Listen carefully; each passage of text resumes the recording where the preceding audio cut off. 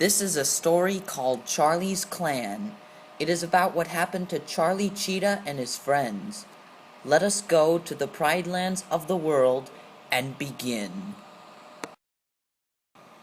There was much to celebrate at Pride Rock. The evil scar was gone. The Pride Lands were at peace.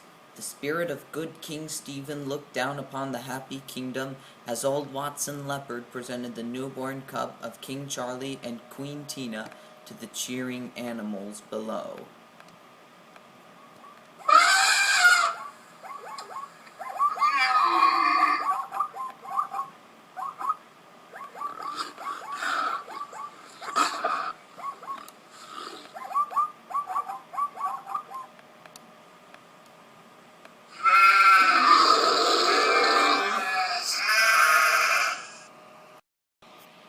Red and Krebs were excited about the fun they were going to have with the new cub. "I'm telling you, buddy, it's gonna be like old times. You, me, and the little guy." But old Watson knew they were not quite correct. "It is a girl." Red and Krebs looked over at cute little Mary. "Girl!" They both fainted.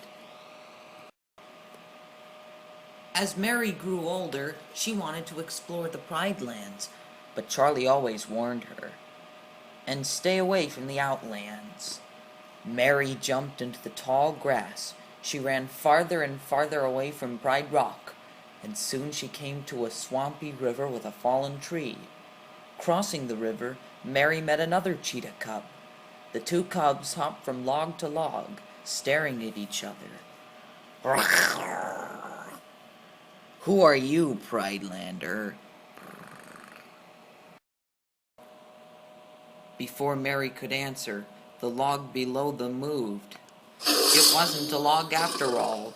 George and Mary were standing on a North American alligator. As the hungry beast snapped at them, the two cubs scrambled to what they thought was a small island. George sighed with relief.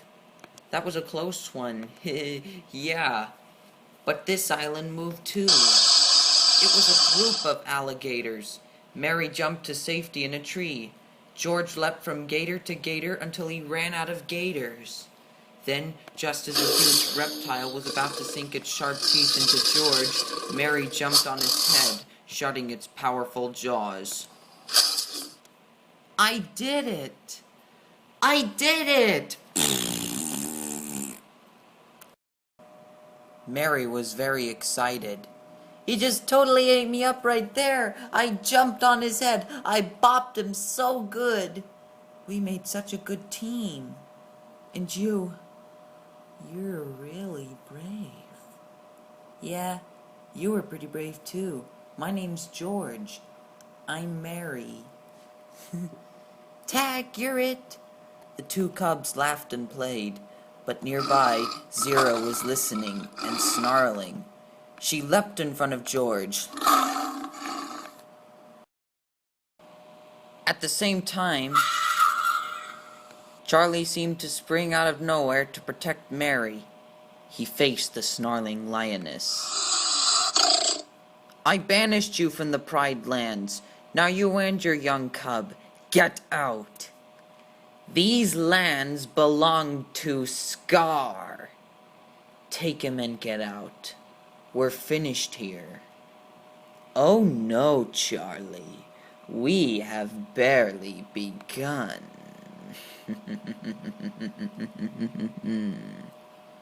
Zero grabbed George and slinked away.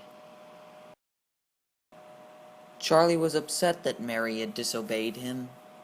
"One day I won't be here, and I need you to carry on in my place. You are part of the great circle of life, I know."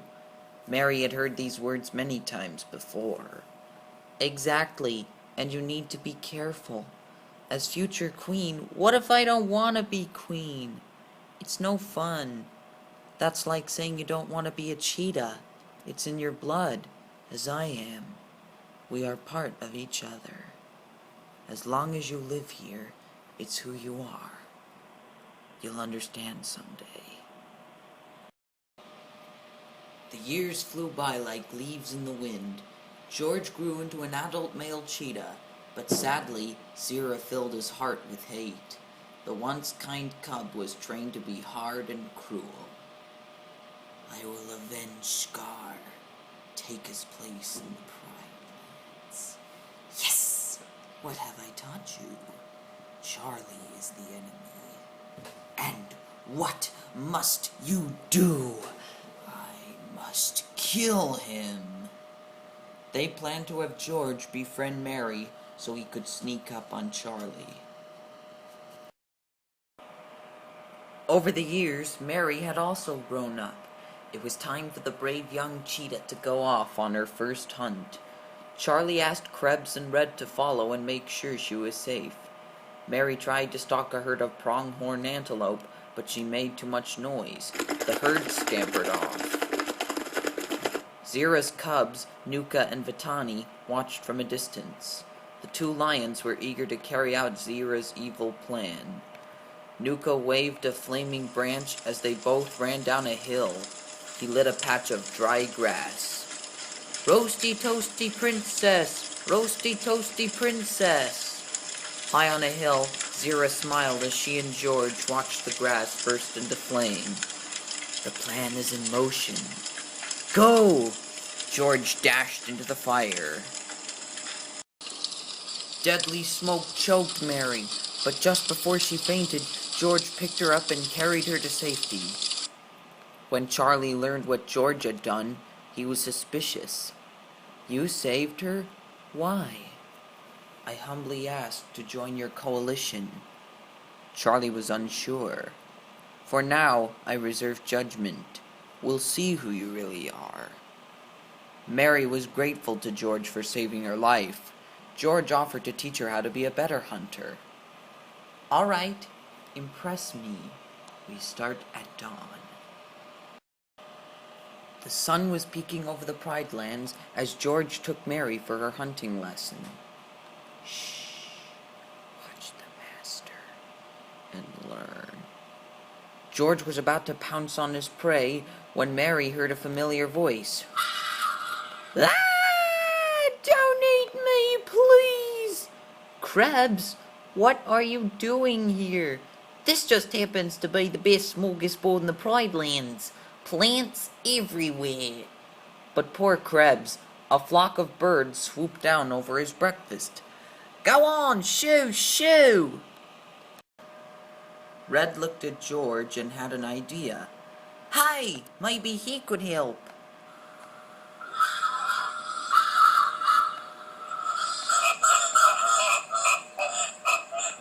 George growled a ferocious growl, and the birds flew away. Krebs, Red, and Mary chased them, but George was confused. Why are we doing this? What's the point of this training? Training? This is just for fun! Across the Pride Lands, the crazy group charged after the birds.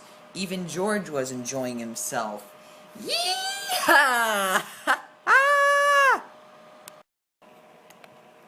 The clever birds flew into a canyon.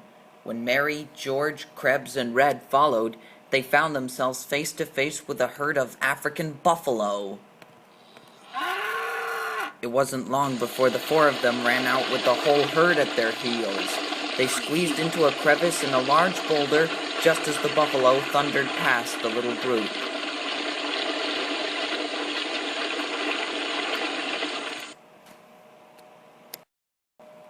Safe within the tiny nook, Mary, Krebs, Red, and George laughed with relief. George couldn't believe how much fun he was having. What a blast! Krebs gave George a friendly hug. You're okay, kid. He and Red began to wiggle out of the tight space. Excuse me, pardon me. That's it. But as they did so, Mary and George were pushed close together, close enough to kiss. Mary blushed as she and George squeezed out of the crevice. The next morning, George practiced telling Mary the truth. Mary, Zira had a plot. I was part of it, but I don't want to be. It's because I love you. But before George could talk to Mary, Charlie invited him for a walk. Charlie explained the truth about Scar. Scar couldn't let go of his hate, and in the end, it destroyed him. George understood. He truly was a killer. Charlie looked around the burnt forest. Fire is a killer. He found a tiny green sprout growing among the ashes. Sometimes what's left behind can grow better than the generation before, if given the chance.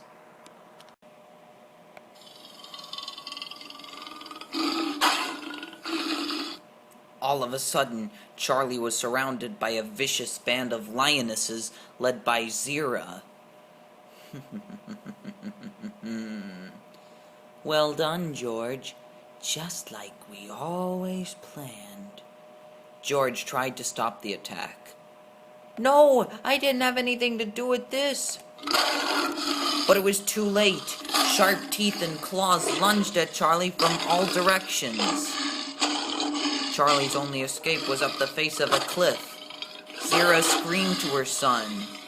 Get him, George! Get him! Do it now!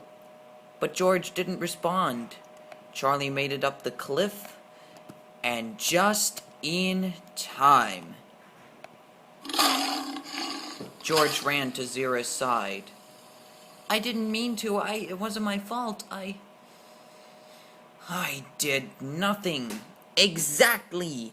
And in doing so, you betrayed your pride. Betrayed Scar. I want nothing more to do with him. You cannot escape it. Nuka is dead because of you. You've killed your own brother. No! George returned to the Pride Lands, but Charlie would not forgive him. When you first came here, you asked for judgment, and I pass it now. Exile! George left the Pride Lands in disgrace, but Mary still believed in him. Father, please reconsider. You don't know him. I know he's following in Scar's paw prints, and I must follow in my father's. You will never be Stephen. Mary ran from her father in tears. That rainy night, Charlie's friend Iago braved the storm to deliver an urgent message. Sire, the outsiders are on the attack. It's war. Charlie's coalition soon faced Zira's warriors at each end of Guanaco Gorge. This was the moment Zira had been waiting for. It's over, Charlie. I have dreamed of nothing else for years. Attack!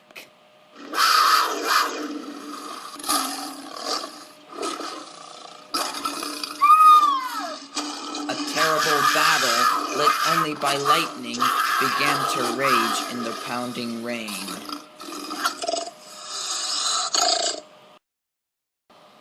Zira saw her chance to attack Charlie herself. Charlie, you're mine.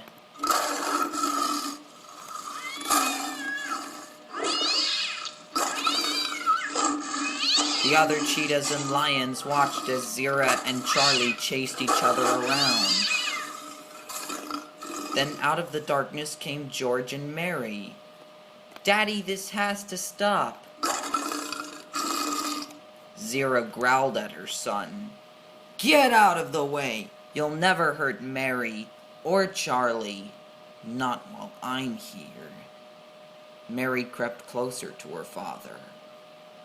A wise king once told me, we are one. I didn't understand him then. Now I do. Let it go, Zira. It's time to put the past behind us. I'll never let it go.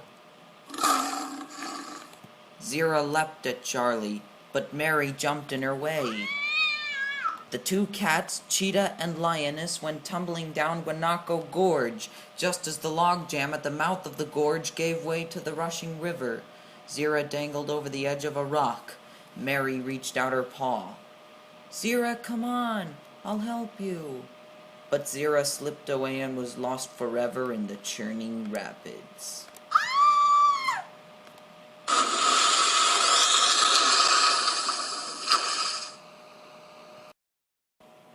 After the scuffle had passed, everyone gathered at Pride Rock. Charlie and Tina, Mary and George, all the former outsider lionesses, and Charlie's cheetah coalition completed the circle of friendship. Nearby, Krebs, Red, and Iago watched the ceremony. Red cried, "I love moments like this." The speedy cheetahs growled as hundreds of other animals shared their joy. Above it all, Stephen looked down upon them, especially at his beloved Charlie. "Well done, my son. We are one."